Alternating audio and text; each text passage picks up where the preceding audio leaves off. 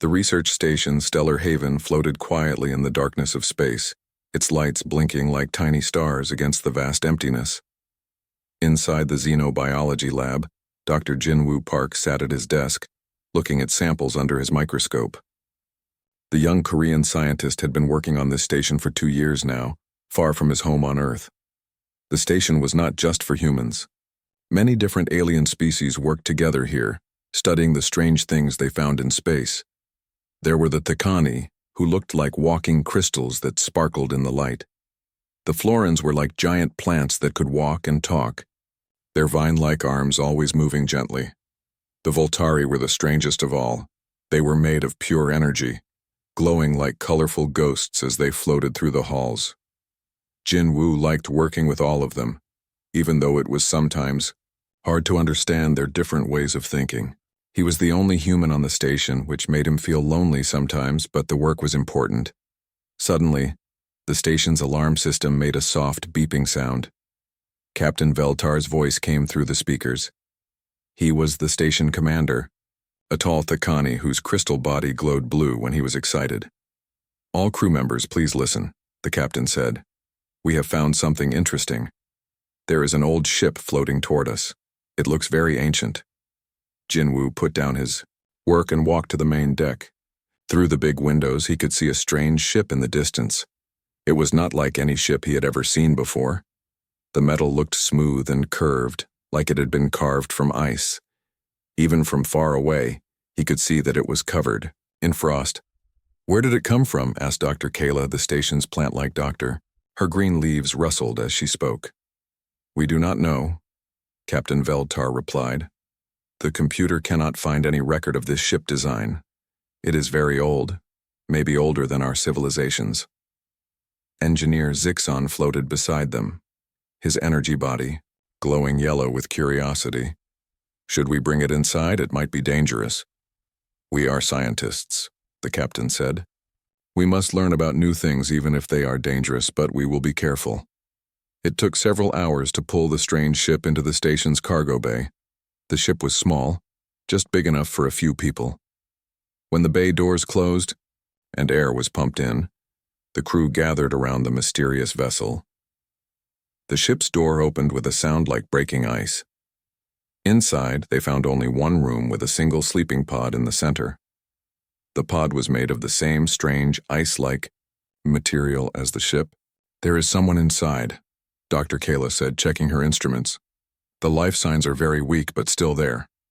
Through the clear top of the pod, they could see a woman. She had pale blue skin and silver hair that looked like it was made of moonlight. Her clothes were simple but seemed to be made from the same strange material as the ship. "She has been sleeping for a very long time," Dr. Kayla said. "Maybe hundreds of years." "We should wake her up," suggested Engineer Zixon. "She might be able to tell us about her people." Jinwoo felt worried. "Maybe we should be more careful. We don't know anything about her or her species, but Captain Veltar had already decided." "We will wake her up. Dr. Kayla, please begin the process." The plant-like doctor touched the pod with her vine-like fingers. Slowly, the pod began to open, with a soft hissing sound. Cold air poured out, so cold that everyone could see their breath. The woman's eyes opened slowly. They were completely white with small flecks of ice blue, like looking at a winter storm. She sat up carefully, looking around at all the strange faces watching her. She seemed confused and scared. She tried to speak, but her voice was very quiet. Jinwoo could hear that she was speaking in a language he didn't know. But the station's computer quickly translated her words. Where am I?" she asked. "What happened to my people?" Dr. Kayla stepped forward, her green leaves moving gently. "You are safe now. We are scientists. We want to help you." The woman looked at Dr. Kayla with hope in her strange eyes. She reached out with her pale hand, wanting to touch the kind doctor who was trying to help her. The moment her skin touched Dr. Kayla's vine-like arm, something terrible happened. Dr. Kayla's entire body turned to ice instantly. The green plant doctor became a statue made of emerald-colored ice. She fell backward and crashed to the floor, breaking into pieces like glass. Everyone screamed. Engineer Zixon rushed forward to help, but the woman was still reaching out, not understanding what had happened. Her hand brushed against his glowing, energy body, and he too turned solid, becoming a statue made of frozen light. "Stay back," Captain Veltar shouted, but it was too late. Two of their friends were dead, killed by a simple touch. The woman looked at her hands with horror. She began to cry, and her tears turned to ice before they hit the ground.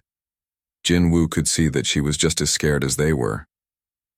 "I didn't mean to," she whispered. "I can't control it. I kill everything I touch." 3 days had passed since the terrible accident in the cargo bay. The woman who called herself Haye Jin was now trapped behind thick energy walls that kept her separated from everyone else. The other crew members were too scared to go near her section of the station. Only Jinwoo was brave enough to visit her every day. He would sit outside the glowing barrier and talk to her through the communication system. She looked so lonely in there, sitting on the floor with her arms wrapped around her knees. Her breath made small clouds in the air because her body was always cold. "Tell me about your people," Jinwoo said gently. He had brought his lunch and was eating while they talked. It felt wrong to eat when she looked so sad, but he knew he needed to stay strong to help her. Jin looked up at him through the energy wall. Her white eyes were full of pain. "We were called the Frostwalkers. We loved to explore space and visit new worlds. We were peaceful people who only wanted to learn about the universe." "What happened to you?" Jinwoo asked. "We found something terrible," she said, her voice becoming very quiet. "In the dark space between the stars there was an ancient machine. It was bigger than a moon and older than our civilization. We thought it was dead, but when we got close it woke up." Jinwoo leaned forward, interested in her story. "What did the machine do?" "It changed us," Jin said, touching the wall with her pale hand. Even through the energy barrier, Jinwoo could see frost forming where she touched. "The machine put something inside us, in our blood and bones. It made us into weapons that kill with a touch." "But why would it do that?" "We learned later that the machine was built long ago during a great war. It was designed to create soldiers who could kill enemies without weapons. But the war ended millions of years ago, and the machine was broken. When it changed us, it could not change us back." Jinwoo felt very sad for her. "What happened to your people then?" "We tried to live normal lives, but everything we touched died. Plants, animals, even other frostwalkers who were not changed yet. Families could not touch each other. Parents could not hold their children." Tears formed in her eyes and turned to ice as they fell. "So we built ships and scattered across the galaxy. We made ourselves exiles so we would not hurt anyone else." "How long have you been alone?" Jinwoo asked. 300 years, she whispered. "I have been sleeping in that pod for 300 years, drifting through space. I was hoping that maybe the effect would wear off, but it never did." Jinwoo stood up and walked closer to the energy wall. He had noticed something strange over the past few days. When other crew members tried to get close to Jin's section, they felt the cold from very far away. But Jinwoo could get much closer before feeling anything. "Jin," he said. "Yesterday when I stood right here I felt cold, but it was not too bad. When Captain Veltar tried to come this close, he had to back away because it hurt him." She looked at him with surprise. "You're human, right? I have never met a human before." "Yes, I'm from Earth. Why does that matter?" "I don't know," she said, standing up and walking to the wall across from him. "But you are different. When you are near, the cold feeling inside me becomes quieter." Just then, Jinwoo's communication device beeped. Commander Subin Kim's voice came through. She was another human who had arrived on the station yesterday to help deal with the situation. "Dr. Park, we need to talk. The Galactic Council has sent a message." Jinwoo sighed. He had been afraid of this. "What do they say?" "They want everyone off this station in 2 days. After that, they are going to destroy it with powerful weapons. They think Jin is too dangerous to let live." Jinwoo looked at Jin, who had heard everything through the communication system. She nodded sadly, as if she had expected this. "They are right," she said. "I am too dangerous. It is better if I die. No, Jinwoo said loudly, surprising himself. That's not right. You didn't choose to be this way. Someone did this to you. But I killed your friends, Heejin said. That was an accident. You were scared and confused. Jinwoo put his hand on the energy wall, as close to her hand as possible. Listen to me. I think humans are different from other species. I think we might be able to help you. How? I don't know yet, but I'm going to find out. Jinwoo picked up his communication device. Commander Kim, I need more time to study this. There's something special about how humans react to her abilities. Jinwoo, the Council will not change their minds. They are sending warships. Then we better work fast, Jinwoo said. He looked at Heejin with determination. I won't let them kill you. There has to be a way to fix this. Heejin stared at him with wonder. Why do you want to help me? I'm a stranger who brought death to your friends. Jinwoo smiled at her. Because that's what humans do. We don't give up on people, even when everyone else does. For the first time since she woke up, Heejin smiled back. Dr. Min-ho Lee arrived on the station the next morning with a bag full of scientific equipment. He was Jinwoo's old friend from university and one of the best engineers in the human space fleet. When Jinwoo had called for help, Min-ho came immediately. Show me what you have discovered, Min-ho said as they walked toward Hyejin's section of the station. Jinwoo led him to the observation room where they could watch Hyejin through the thick glass windows. She was sitting quietly, reading a book that Jinwoo had given her. Even though she could not touch the pages directly, she could turn them with a small metal stick. Look at these readings, Jinwoo said, pointing to his computer screen. When other aliens get close to her, the temperature drops very fast and the energy levels go crazy. But when I get close, the readings are much lower. Min-ho studied the numbers carefully. This is very strange. It's like your presence makes her ability weaker. That's what I think too. Watch this. Jinwoo walked to the energy barrier. He could get within 2 meters before feeling the cold. Now you try, Min-ho. Walk toward the barrier. He was able to get just as close as Jinwoo before the cold became uncomfortable. Interesting. We have the same resistance. I asked Commander Kim to test it yesterday. She could get close too. It seems like all humans have this ability. They spent the whole day running tests. Communications Officer Yoon Young Choi and Security Chief Dong Hyun Kim, the other humans on the station, also showed the same resistance to Hyejin's freezing power. The alien crew members could not get anywhere near as close. It's our body electricity, Yoon Young said, looking at the test results.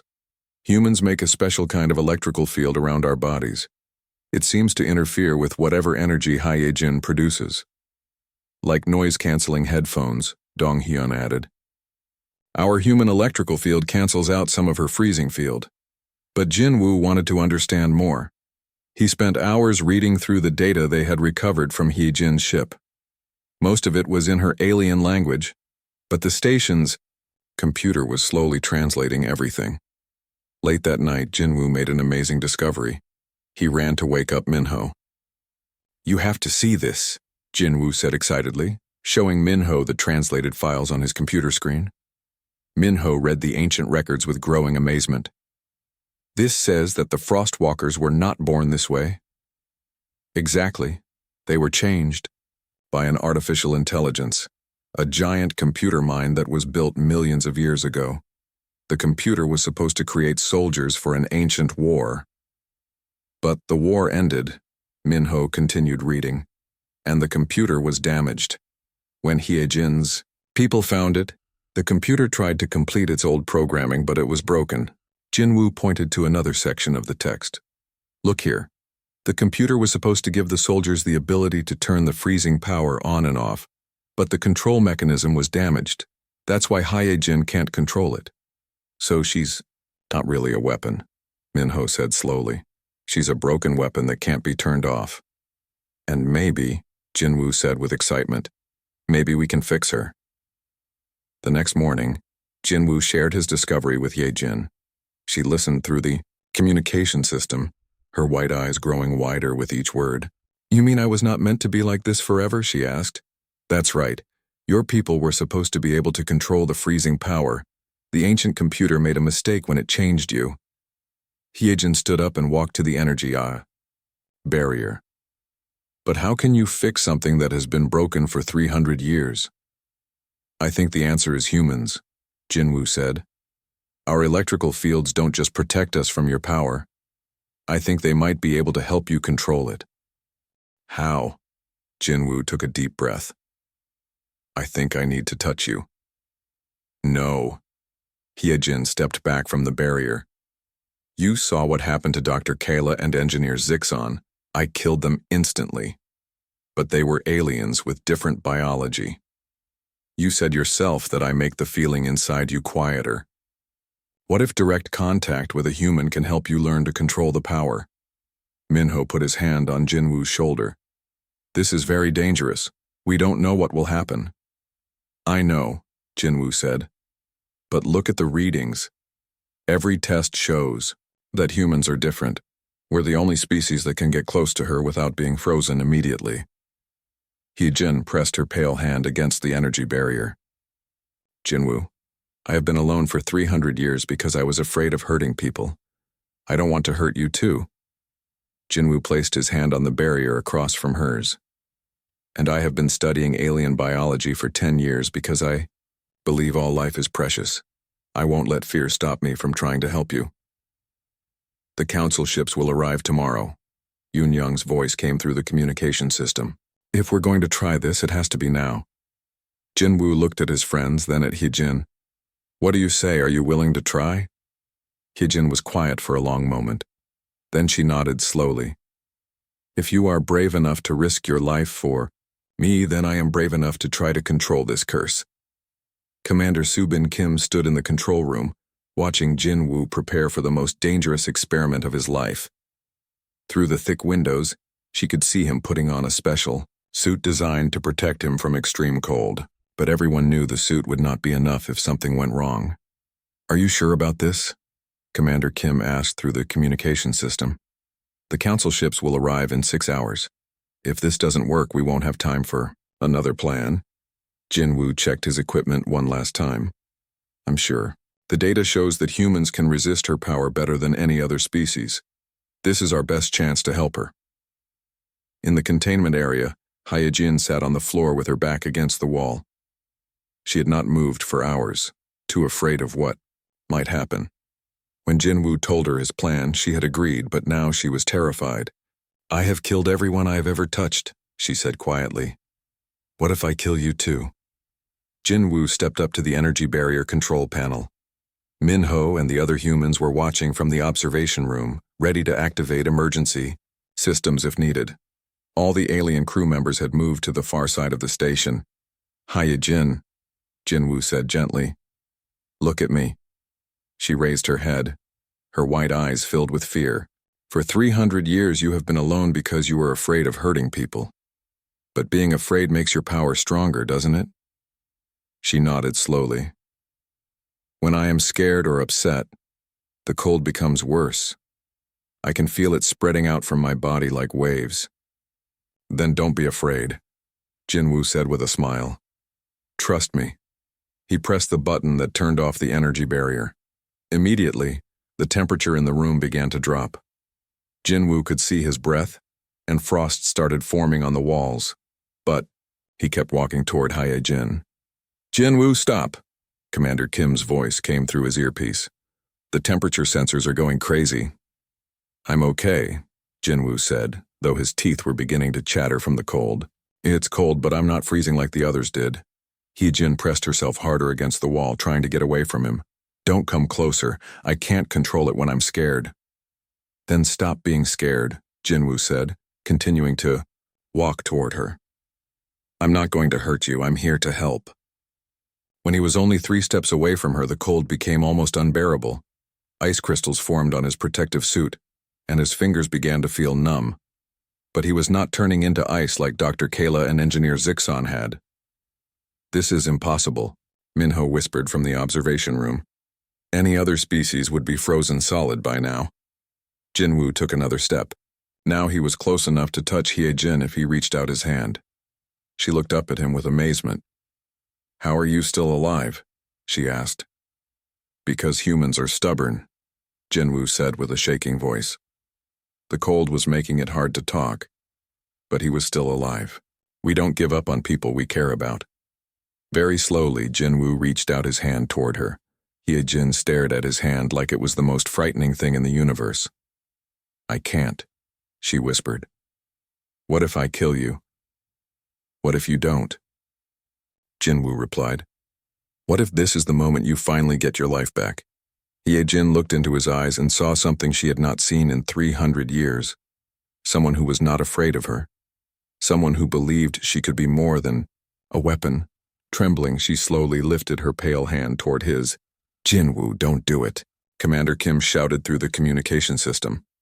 But Jinwoo gently took Hye-jin's hand in his own. The cold hit him like a lightning bolt. Ice crystals spread up his arm, and for a moment, Jinwoo thought he was going to die just like the others. The freezing sensation shot through his whole body. But then something amazing happened. The ice stopped spreading. Jinwoo's human electrical field began to interfere with Hye-jin's power, creating a balance between freezing and warmth. Instead of killing him, the contact was helping Hye-jin control her ability. "I can feel it," Hye-jin said with wonder in her voice. "The cold is still there, but it's not trying to escape anymore. Your hand is like an anchor, keeping it inside me instead of letting it spread everywhere." Jinwoo squeezed her hand gently, and the ice on his arm began to melt. "How do you feel?" "For the first time in 300 years, she said, tears of joy freezing and melting on her cheeks. "I feel in control." Suddenly, alarms began ringing throughout the station.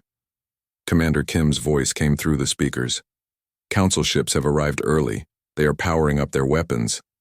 Jinwoo looked at Hye-jin, still holding her hand. "Are you ready to show them that you're not a monster?" She stood up, her confidence growing stronger with each moment of controlled contact. "Yes.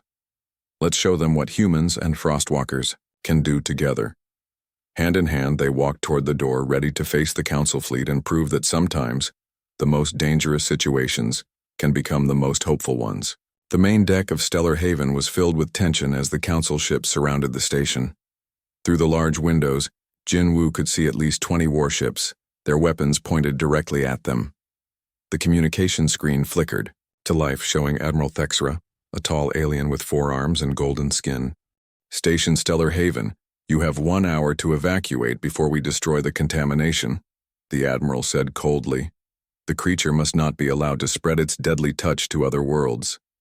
Jinwoo stepped forward, still holding Hye-jin's, and she was nervous, but her power remained controlled as long as they maintained contact.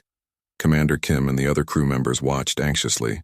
"Admiral Thexra, I am Dr. Jinwoo Park. I request permission to demonstrate something that will change your mind about destroying this station." The Admiral's 4 eyes narrowed.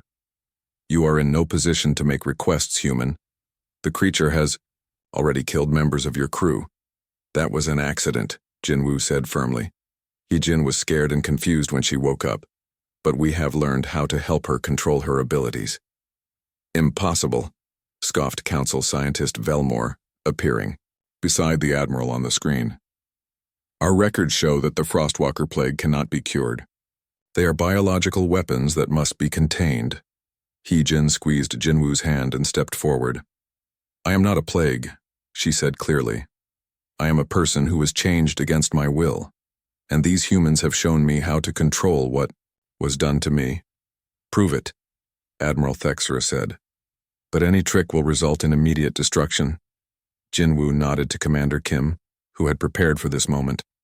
She activated the medical bay doors, and 2 covered stretchers were wheeled into the main deck. On them lay the frozen bodies of Dr. Kayla and Engineer Zixon, exactly as they had been when Hye-jin's touch had turned them to ice. "Your friends are dead," Admiral Thexra stated. "Nothing can bring back the frozen." "That's where you're wrong," Jinwoo said. "Hye-jin's power doesn't actually kill.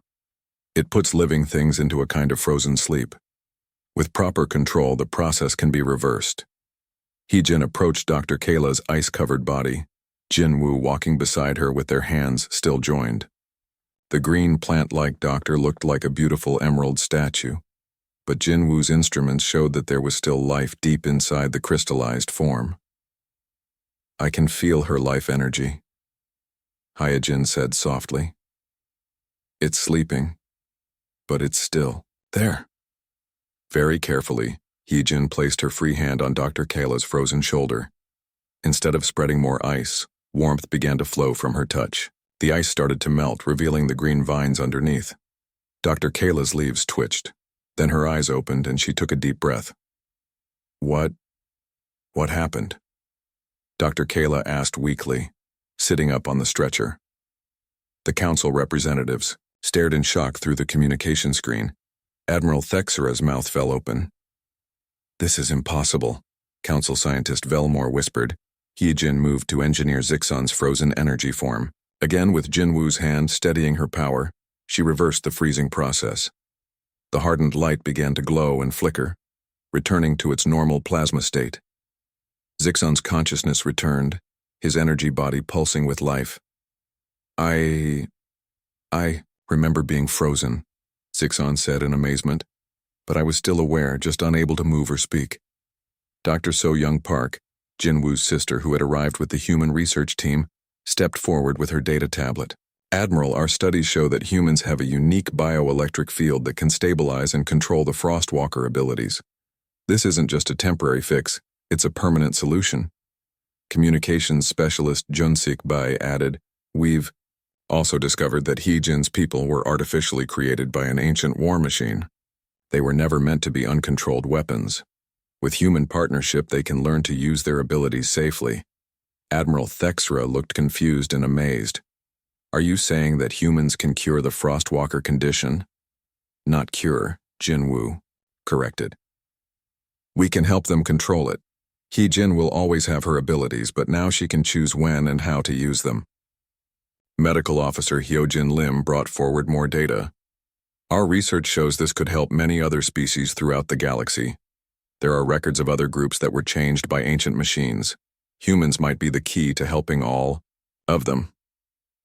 Hyojin looked directly at the Admiral through the communication screen. "For 300 years I drifted alone in space because I was afraid of hurting people. But these humans didn't give up on me. They showed me that I could be more than a weapon. There are others of my people scattered across the galaxy," she continued. "Ships full of Frostwalkers who have been hiding in the darkness, afraid to make contact with anyone. With human help, we could find them and give them their lives back." Admiral Thexera was quiet for a long moment. Finally he spoke. "This changes everything. If what you say is true, then humans may be more valuable to the galaxy than we ever imagined." Commander Kim smiled. "Admiral, we request permission to convert this station into a research center for human-alien compatibility studies." "Permission granted," the Admiral said. "And Dr. Park, the Council would like to discuss funding for your mission to find the other Frostwalker ships." 6 months later, Jinwoo and Hyojin stood on the bridge of their new research vessel, New Dawn. They had already found and helped 12 other Frostwalker survivors, each one learning to control their abilities with human assistance. "Ready for the next coordinates?" Hyojin asked, her hand warm in Jinwoo's. "Always ready," Jinwoo replied, looking out at the stars. There are still so many people out there who need to know they're not alone. As their ship jumped to hyperspace, Jinwoo thought about how strange life could be. Sometimes the most ordinary things, like human stubbornness and simple kindness, could change the entire galaxy.